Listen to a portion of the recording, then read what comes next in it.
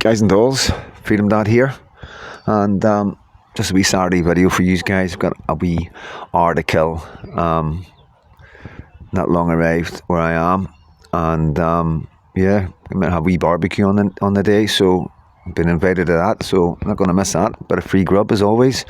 So yeah, all good. Just going to address a few things that's in my head. That's how we roll in it.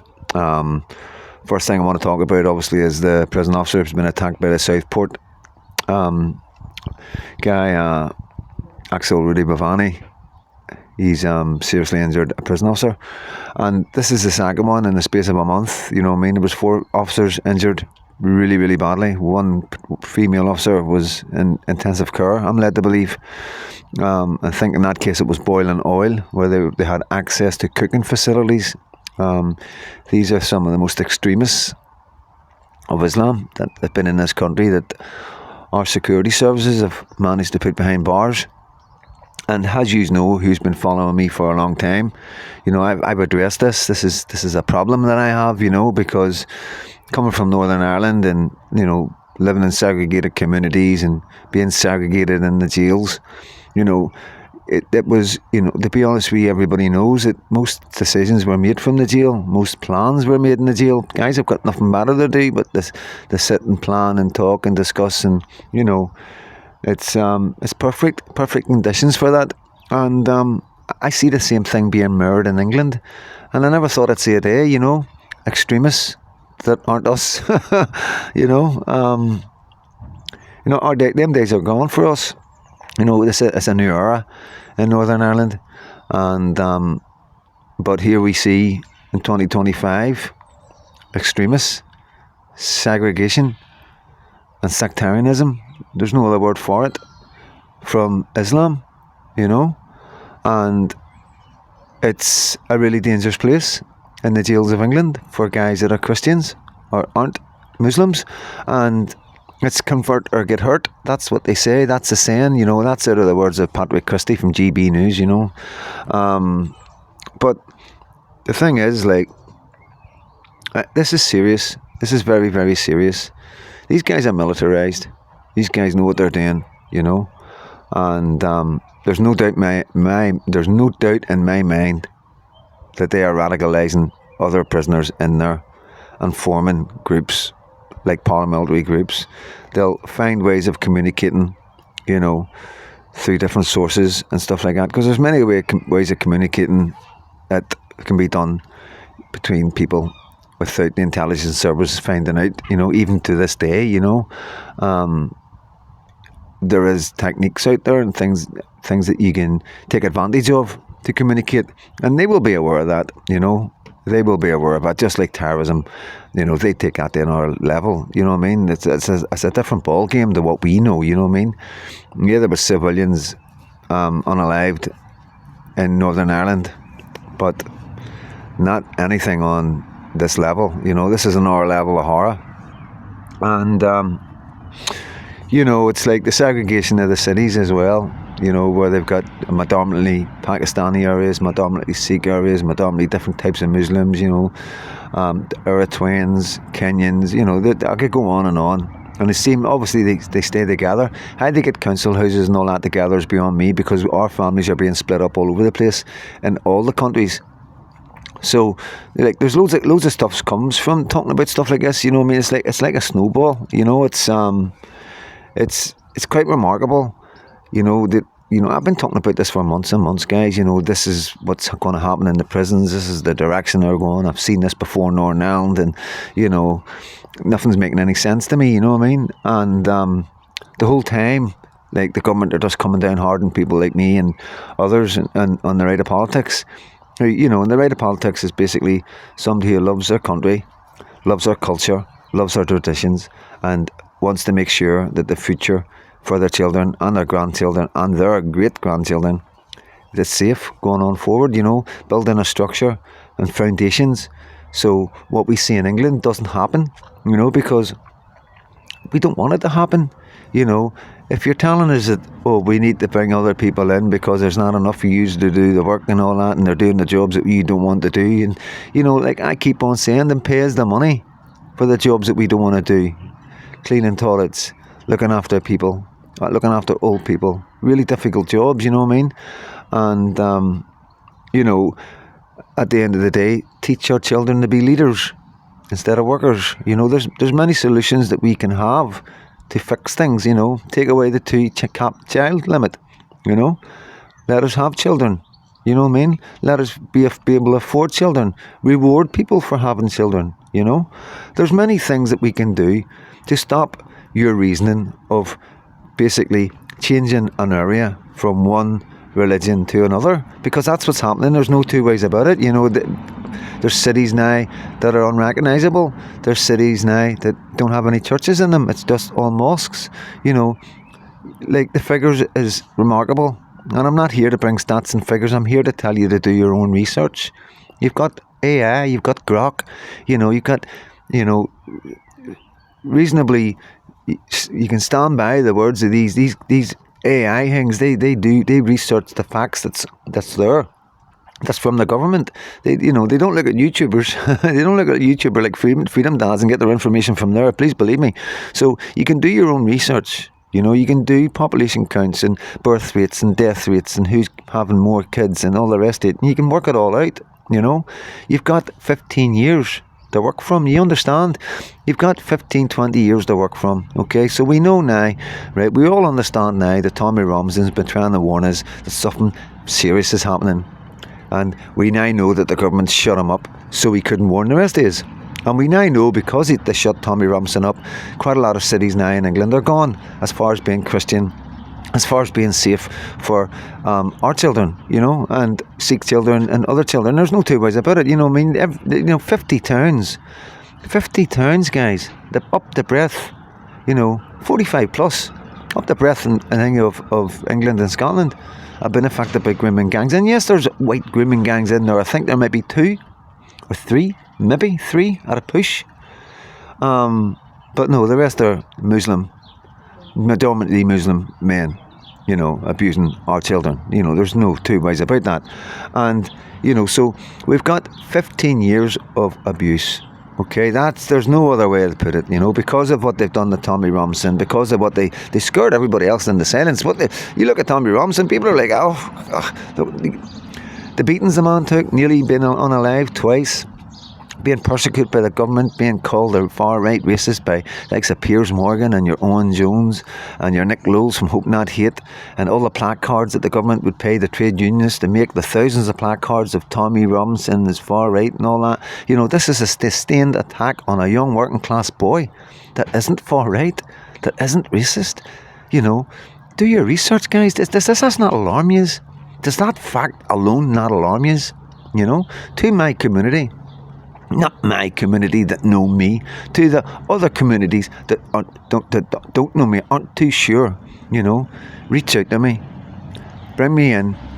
I'll talk to as many as you want. You put 100 men in front of me and I will talk to them. I will explain everything you need to know. If you doubt anything about me and who I am, invite me to wherever you want. I will go anywhere in any of my communities in Northern Ireland, because I know who I am. And that's all that matters to me, you know. Because I understand there is people that have doubts and people that worry, and people are sort of stuck in the past a wee bit. And there's also people that don't have children, so they're not really invested, you know. They just want to live out their life a certain way, the way they know, and they're not really thinking ahead. You know, we're intelligent people that can see what's going on in Ireland and England and Scotland, you know. They're looking at the bigger picture. You know, we can see the damage. Like I'm always like working 15, 20 years ahead, 30 years ahead, 40 ahead. I'm not working in now, here and now, guys. You've always got to understand that. I'm working my head's always in the future, okay? And I don't know how long I'll go before the government either shut me down or blacken my name or whatever they do to destroy people like me. You know, I take that on my shoulders. I walk with that fear. You know what I mean? I walk with that fear of prison. I don't want to be doing this. I'm not making money. I'm skint. You know what I mean? I'm having to send money over to Scotland for my daughter, you know, all the time. And, you know, I'm relying on my friends and what I call family to feed me from day to day. And that's the truth. You know, I'm getting nothing out of this, guys. Nothing but a lot of stress, to be honest with you. Like, but the fact is, I'm not here to do anything or be anybody. I'm here to get other guys aware and maybe take my place and let me step back and have a wee break. That's what I'm here for, guys. There's no two ways about it. I want to report and stuff. I want to make sure you are aware. I want to take advantage of what I know of the law and my experience in prison, and be brave enough to step forward and bring you what you need to know so you can pick that up and take it on. You know what I mean? There's a lot of guys out there, very influential guys, and this is your time. This is your time to make a decision. You can either say that I'm working with the Irish, or say that I'm wanting a United Ireland, or you can come and speak to me. Come and speak to the man himself, rather than talk about me behind my back. Times have changed. Times have changed in so many ways, and you got to understand that what I've seen in Southern Ireland, it's not just, they're not just Catholics in Southern Ireland, guys. They're Protestants. There's Protestants there and they some of them have no clue about Northern Ireland, and they know about the Troubles and they know all, but they're not interested in none of that. They've never really been interested in it. I've been there, I've spoke to them, I've been to different places. Yes, there's hardliners. Yes, there's Republicans. Of course there is, but they're becoming the minority. They're going to get left behind. So they are, and at the end of the day, it's common people, it's working class people from both sides of the divide that are concerned about their kids, and they feel that they're not strong enough to do it on their own. And that's all it is. There's nothing more to it. We're not trying to create a United Ireland. I've got ideas and things that I would like personally, and I'll talk to anybody about that. Not a problem. But who am I? Guys, like I always say, I'm just a bank robber. I'm just here because I've got a 6-month-old wee girl, and she's absolutely beautiful. Most beautiful girl I've ever seen in my life, And I'm 55, and been smoking since I was like 9-year-old, and lucky enough the jail has saved me from becoming an alcoholic and a heavy drug user and all that. But I have dabbled and tried all sorts as a young man in my 20s and everything. Like I say, none of us are angels, and we got to stop looking for perfect men to run our country, or rich men, or educated men, because that's not what our country needs. These men don't have the courage to go forward and do what needs to be done in Northern Ireland. We need a new breed of men who come from the streets, working class streets, and it doesn't matter about your past. None of that should matter anymore. We know who our good men are. We know who are good men, and we know that there's men in our country who would never have seen the jail if they had been brought up in any other part of the world. Me being one of them. I know in my heart. We know who we are, okay? That's what gives me the confidence to do what I do, because I can speak to anybody. Anything the government want to throw me, I can come on here and explain myself perfectly and tell you everything about my life if need to be, At the end of the day, guys, I went through the care system. I heard some horrific stories and seen some horrific things, okay? And all them things that I heard, I didn't believe back then, because I thought it was just guys at the football hating on the government. And it turned out, as you get older, it's all true. And then, you look at the way it's happening today, still working class kids from children's homes, And, back then it was like the church and, both sides, Catholics and Protestants, they took advantage of our children. And there was government officials that we know about. The MI5 know about it. The justice system, the lawyers, top of the police, everybody was involved. Jimmy Savile, a lot. They were all connected. That's how you got away with it. We all know that. The BBC's rife with it. Look at the statue outside the BBC. You know what I mean? Do your research on the statue outside the BBC, guys. This kind of carry-on's been rife in our country for a long time, and we've never ever done nothing about it. We've let our vulnerable children, our most vulnerable children in our areas, be victims, or be liable to be victims. And today we see on a horrific scale. But it's not just the scale that's horrifying. It's how the government behave towards Islam because of it. They don't come out and warn people or tell people this, if you got, because mothers and fathers need to be concerned if there's a hotel popping up in their area full of these men that are undocumented, young fighting age men, full of testosterone, and next thing they're hanging about the parks.